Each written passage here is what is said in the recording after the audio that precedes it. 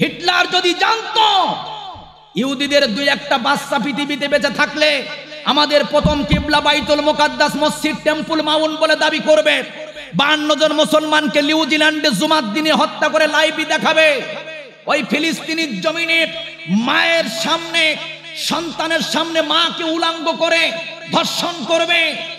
Hitler একটা ডিম বাচ্চাকে পৃথিবীর জমিনে বাঁচাই রাখতো না।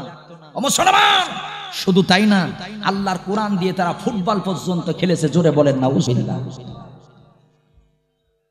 তাহলে এই ইহুদিদের সাথে বন্ধুত্ব করতে নিষেধ করেছেন কে? কিন্তু কপাল পড়া মুসলমান আমরা 2 বছর আগেই আমরা দেখলাম একটা মহা গজব করোনা, আর 2-3 মাস আগেই বাংলাদেশে এক গজব দেখলাম, আর্জেন্টিনার ব্রাজিলের গজব, জোরে বলেন ঠিক কিনা?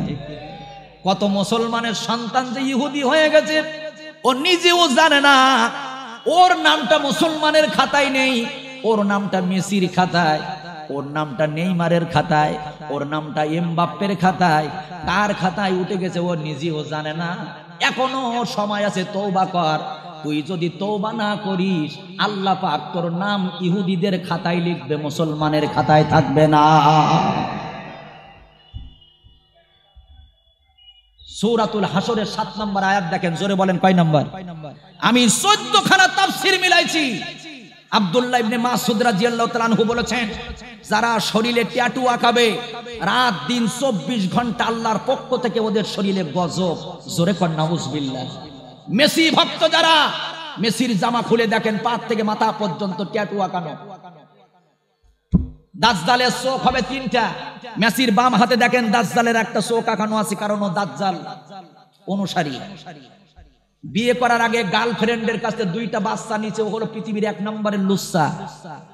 নেইমার ভক্ত যারা আছেন ওর শরীর খুলে দেখেন পা থেকে মাথা পর্যন্ত ট্যাটু আঁকানো, যেটা তাফসীরের ভিতরে আছে। আব্দুল্লাহ ইবনে মাসউদ বলেন রাত দিন 24 ঘন্টা আল্লাহর গজব। জীবনে কোনোদিন রাত 1টার সময় তাহাজ্জুদ পড়লি না, আর 1টার সময় তোর ঘুম আসে না, মোনাজাতে পড়ে থাকিস, মান্নত করে দোয়া করে আমার দল যেন জিতে যায়। ওর পরে যদি রাত দিন 24 ঘন্টা গজব হয়, তুই মুসলমানের বাচ্চা, তোর পরে 72 ঘন্টা গজব। কথা কি ঠিক বললাম না ভুল বললাম? আমার মুসলমান ভাইয়ারা, আল্লাহর নবী আশুরার রোজা একটা রেখেছেন, জোরে বলেন কয়টা? কথা বলেন। একটা আশুরার রোজা রেখেছে। মদিনাতে যায় দেখে ইহুদিরা আশুরার রোজা একটা রাখে। নবীজি বললেন তোমরা রোজা রাখো কেন? ইহুদিরা বলেন নাহানু ইহুদিরা বলে মুসা নবীর মহব্বতে। আল্লাহর নবী বলেন নাহানু আহাক্কু বিমুসা মিনকুম, আমাদের চেয়ে কি তোমাদের মহব্বত বেশি? এ আমার সাহাবীরা, ওদের পোশাকের সাথে আমাদের মিল থাকবে না, ওদের আমলের সাথে আমাদের মিল থাকবে না। ওরা দাড়ি কালো করে, আমরা দাড়ি লাল করব। ওরা রোজা একটা রাখে, আমরা রোজা 2টা রাখবো। কয়টা? ওদের সাথে কোনো মিল থাকবে। মান তাশাব্বা বিকওমিন ফাহুয়া মিনহুম, যে জাতি যার অনুসরণ করবে তার সাথে জাহান্নামে যাবে। এবার আপনি দেখেন মেসি ভক্ত যিনি, মেসির চুলের ছাট আর ওর চুলের ছাট একই রকম, মেসির গায়ের গেঞ্জি যেমন ওর গায়ের গেঞ্জি একই রকম। নেইমার ভক্ত যেগুলো, নেইমারের চুলের ছাট আর ওর চুলের ছাট একই রকম, নেইমারের গেঞ্জির রং আর ওর গেঞ্জির রং একই রকম। আমার ভাই জানি এর পিছনে লেখা 10, ওরও পিছনেও 10। আল্লাহ কয় জাহান্নামে আয় খালি কষ। কথা বোঝা যায়? জাহান্নামে আয়, কারণ মিলে গেছে তোর ওর সাথে। বিসমিল্লাহি ওয়ালা মিল্লাতে রাসূলুল্লাহ, এই কথাটা ভুল হবে, জোরে বলেন ঠিক কিনা? পৃথিবীর জমিনে যত রাষ্ট্র আল্লাহ রাসূলকে কষ্ট দিয়েছে, সবচেয়ে বড় কষ্ট দিয়েছে ওই ফ্রান্স। আল্লাহর নবীকে কার্টুন তৈরি করে কুত্তার গোলায় ঝুলিয়েছে, তার দেশের প্রত্যেকটা মোড়ে মোড়ে এই কার্টুন ঝুলিয়েছে। বিশ্বকাপ খেলার সর্বশেষ ওই ফ্রান্সের জন্য অনেক মুসলমানের সন্তানের হাত পেতে দোয়া করে মান্নত করেছে, জোরে বলেন ঠিক কিনা? এই যে আমাদের খুলনা হাদিস পার্কে দেখলাম মিলাদ মাহফিল হলো, এক মৌলবী মোনাজাত করলো, আল্লাহ তুমি এই খেলার ভিতরে বরকত দাও। দেখলাম সিনেমার ছবি উদ্বোধন হবে, এক মৌলবীর ভাড়া করে নিয়ে গেছে, মৌলবী দোয়া করতেছে, আল্লাহ এই ছবিতে তুমি বরকত দিয়ে পরিপূর্ণ করে দাও। ও কি মুনিশির জাত? ও তো 1 নম্বরের জালেম। একটা কথা মনে রাখবেন, মাহফিল দিবেন ঠিক আছে, বক্তাদের গুতাগতি করবেন না। ওমান আজলামু মিম্মান কাতামা শাহাদাতান ইনদাহু মিনাল্লাহ। ওই বক্তার মতো জালেম বক্তা বড় আলেম আর পৃথিবীতে নাই, যারা সত্যকে গোপন করে, ঠান্ডা ঠান্ডা ওয়াজ করে। ওমান আজলামু মিম্মান কাতামা শাহাদাতান ইনদাহু মিনাল্লাহ, সত্য গোপন করে কথা বলবে, ও হলো পৃথিবীর এক নম্বরের জালেম। কথা বলেন ঠিক কিনা? এ কি মোল্লার কথা না আল্লাহর কথা? কি হবে জালেম হয়ে ইমাম সাজে সমাজেতি, পারো যদি সত্য কথা উচ্চ স্বরে না বলিতে, ঠিক কিনা? চাকরির ভয় করো যদি ছেড়ে দাও ওই না গদি, চাকরির ভয় করো যদি ছেড়ে দাও ওই না গদি। কি হবে আল্লাহকে ধোকা দিয়ে, কি হবে বেঁচে থেকে অজাতা বিদ্যা শিখে, যদি না করতে পারো শোষণবিহীন সমাজটাকে। জোরে কোন ঠিক কিনা? মনে রাখবেন, অনেক কষ্ট আছে আমাদের কলিজায়, শুধু বলতে পারি না। ওই যে মহিলাদের যখন ডেলিভারির সময় হয়, নানিরা দাদিরা কয় ব্যথা খা, ব্যথা খা, কারণ ব্যথা যত বেশি হবে বাচ্চা তত তাড়াতাড়ি ডেলিভারি হবে। ব্যথা না উঠলে ইনজেকশন দিয়ে ব্যথা উঠানো হয়। কথা বলেন ঠিক কিনা? ব্যথা যত বেশি হবে বাচ্চা তত ডেলিভারি হবে। মুসলমানদের একটি মেসেজ দিয়ে গেলাম, ইসলামের উপরে ব্যথা দেওয়া শুরু হয়ে গেছে, আল্লাহর কোরআনের উপরে ব্যথা দেওয়া শুরু হয়ে গেছে, আলেম ওলামাদের ব্যথা দেওয়া শুরু হয়েছে, আলেম ওলামাদের ছোট্ট ছোট্ট বাচ্চাদের কলিজায় ব্যথা দেওয়া শুরু হয়েছে। ইসলামের বিজয় কিন্তু আর বাকি নাই, নিকটে এসে গেছে। জোরে বলেন ঠিক কিনা?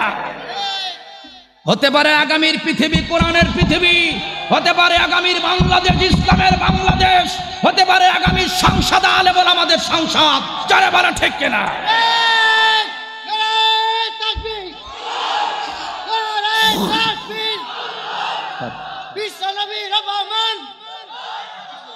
ভাইরা আমার, তাহলে বলতেছিলাম, বন্ধু যদি বানাইতে হয় আল্লাহ রাসূলকে বানাইতে হবে, আল্লাহকে বানাইতে হবে। জোরে কোন ঠিক কিনা? এ যুবকের একটা মেসেজ শোনো। খয়বারের যুদ্ধে, বলুন তো কোন যুদ্ধে? রাসূল আকরাম সাল্লাল্লাহু আলাইহি ওয়াসাল্লাম দাঁড়ায় আছেন, দেখে এক সাহাবী যুদ্ধ করতে করতে শহীদ হয়ে গেছে। সুবহানাল্লাহ। কোন হাদিসের ভিতরে আসছে, আল্লাহর নবীর সাহাবীরা বললেন, ইয়া রাসূলুল্লাহ, আমাদের ওই ভাই তো জান্নাতি। নবীজি বললেন, না, তোমরা দেখতেছো জান্নাতি, আমি দেখতেছি জাহান্নামী। সাহাবীরা অবাক হয়ে গেলেন, হায় হায়, কারণ কি? আল্লাহর নবী বললেন, শোনো, আমার সাহাবী হতে পারে, যুদ্ধ করে শহীদ হতে পারে, জিহাদের ময়দানে যায়া হাতে কোপ লেগেছে, অর্ধেক কেটে গেছে আর অর্ধেক ঝুলতেছে, রক্তগুলো ফিনকি দিয়া বের হয়। তীব্র যন্ত্রণা যদি একটু সহ্য করত, হয়তো জান্নাতি হয়ে যেত, কিন্তু ধৈর্য ধরতে পারে নাই, নিজের তরবারি পেটের ভিতরে ঢুকাই দিয়া নিজে আত্মহত্যা করেছে। আল্লাহর নবী বললেন, যারা আত্মহত্যা করে এরা হলো জাহান্নামী, বেঈমান হয়ে যায়, ঈমান তার কাছে থাকে না। তোমরা দেখতেছো জান্নাতি, কিন্তু আমি নবী দেখলাম না, হলো জাহান্নামী। আমার ভাইরা, নবীজি কয়েকজনের জানাজা নিজেই পড়তেন না। ঋণ করে যারা সমাজে মারা যেত, দোকান থেকে বাকি খায়, লোকের কাছ থেকে ঋণ করে করে টাকা নিয়ে কলে আর দেখায়, দলের জোরে, নেতার জোরে, ক্ষমতার জোরে টাকা দেয় না। মাজলুম কান্দে, আল্লাহকে জানায়। ঋণ করে যারা মারা যেত, নবীজি তার জানাজায় সামনে যেতেন না, আরেকজনকে পাঠা দিতেন। বন্ধুরারি আমার, আল্লাহর নবী বলে, আত্মহত্যা করে যারা মারা যাবে এরা হলো জাহান্নামী। সমাজে কেউ যদি আত্মহত্যা করে, এদের জানাজা কোনো আলেমরা পড়বে না, পড়বে সাধারণ মানুষেরা, কারণ আত্মহত্যা যে করে সে হলো বেঈমান। আল্লাহর নবীর সাহাবী হয়েও আত্মহত্যা করে যদি জাহান্নামে যায়, আর্জেন্টিনার জন্য যারা স্টপ করে মারা গেল, ব্রাজিলের জন্য তেঁতুল গাছে গলায় দড়ি দিয়ে যারা মারা গেল, বলুন তো এদের কিয়ামতে খেলা আছে না? না, অবশ্যই বুঝবি। যদি জিহাদের ময়দানে শহীদ হয়েও আত্মহত্যা করার কারণে জাহান্নামে গেছে, আর কি করে কান্দে, আল্লাহ একটা মান্নত করলো, আমার দোয়াল যদি জিতে যায় আমি ন্যাংটো হই না আসবো। ওরে শয়তানের শয়তান,